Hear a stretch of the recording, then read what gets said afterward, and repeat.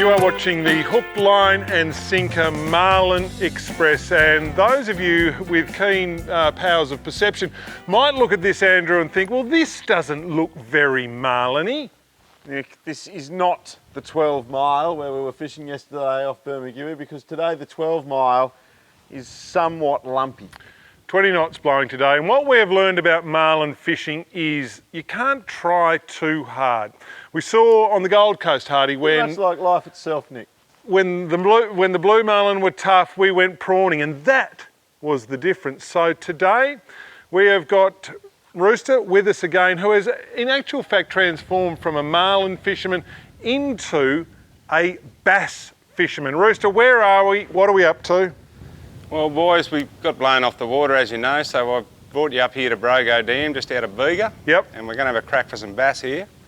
It's a stocked impoundment, and there's plenty of fish in here. They're not real big, but, I mean, you get fish up to 40 centimetres, and have a good session, you might get 15 or 20 fish sort of thing. So if we can find them, I'm sure we'll have a bit of fun. So when the going gets tough, Give up. Change your tactics. go bass fishing. That's it, that's it.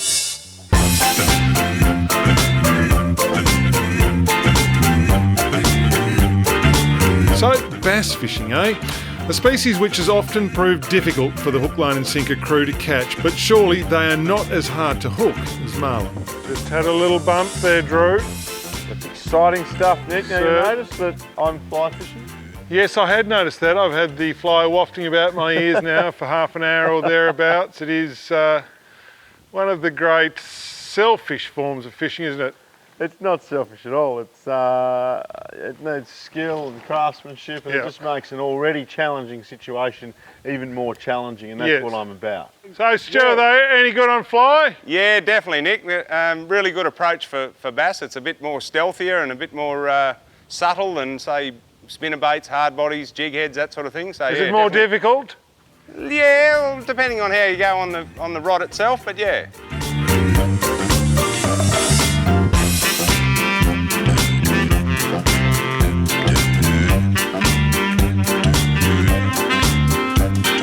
Oh, Stewie! Oh, that's terrible. We've come over to poach your area, and right in front of us, you've jagged a beautiful bass, an Australian native, Andrew, which over the years, I guess we've had so I don't like the fly rod in my face, in my ears, and all that stuff. No, it's all right. They're a beautiful fish, Nick. A love-hate relationship. Yeah, mostly hate. Yeah, well, entirely hate in actual fact. Very little love. But no, well done, Rooster. Thanks, mate.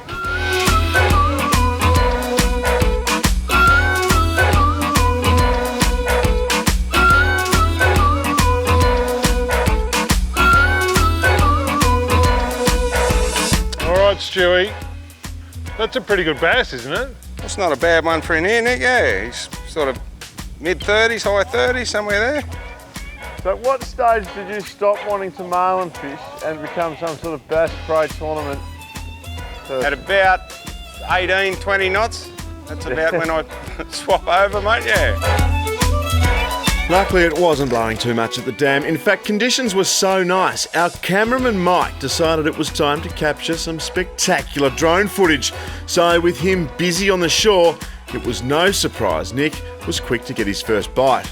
Oh, now there was talk of a fish known as a reel stopper. So you're just slow rolling, bringing your lure back in, and then bang, it goes very, very tight indeed. And this is what, I don't know where Stu's gone. He's a man of the mountains, and he sort of gets very mystical and romantic when he comes to places like this. He was talking about rolling his swag out before, so I don't know.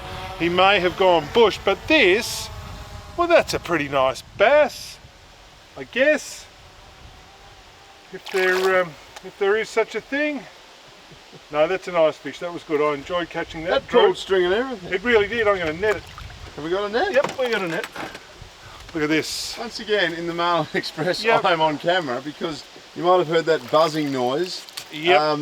That would be Mike, our cameraman, flying the drone. Yes. He's never really where it counts, is he? Oh, look, he tries. He tries desperately. But there you go. What about that? Never take a cameraman fishing though. That's what we're learning. Oh, yep. No, hold him still there. Shadow the something. Rod? No. We'll have to move it. So there he is. I can't even remember the name of the dam. Can you, Andrew? Brogo. Brogo Dam Bass. Well done, us.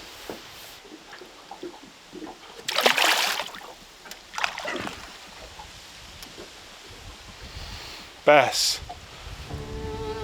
I do like prawning. That's because if you happen to drop a prawn on your ankle, it won't make your leg go all septic. Got a little bit of blood coming out. Yeah, he's not very happy. They must have some sort of poison in their gill rakers where he dropped it into one of his ankles. I've got shooting pains going up my leg. Prawns don't do that. Prawns aren't toxic, unlike bass, apparently. How toxic are bass, Stewie? Should I be worried? Nah, not really. What if I die? Hard enough. Just look at it. What happened? I was giving it the comfort lift, and I dropped it on my ankle. It's like I've been bitten by a snake. I that'll have get nasty. Good. Nah, it's all right. It's the best thing that's happened to Andrew all day. Yeah. The curse of the cameraman was fast becoming a real thing. As soon as Mike was nowhere near us, the fish started to bite. It happened last week on the blue marlin, and now it's happened on the bass dam.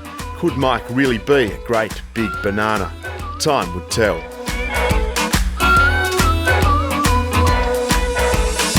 Oh, Hardy, you are I'm on. on the board. We are getting cricket scores. What are we now? We'd be, if this was marlin fishing, Yep.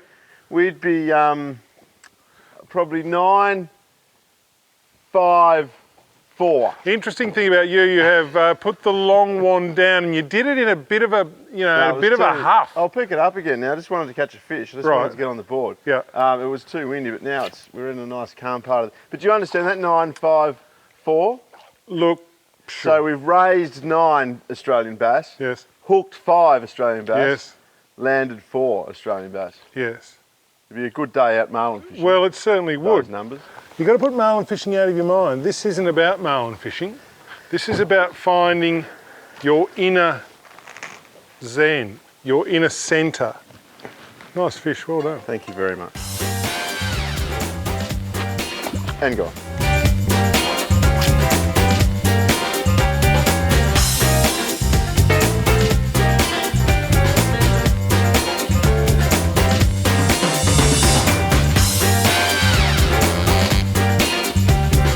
Yes, the bass. The bass just tucked up in there, Stuart.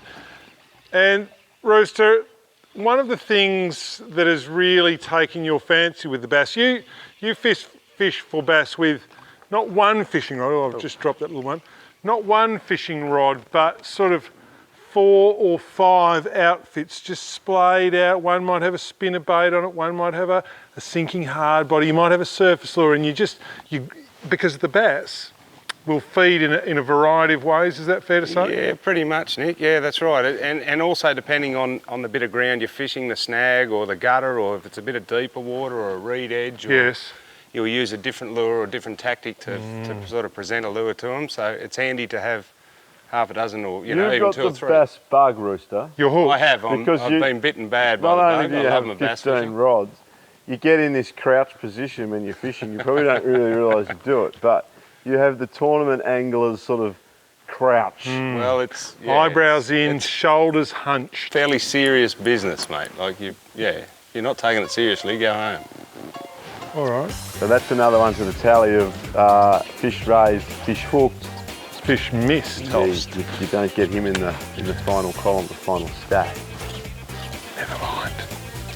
There'll be others.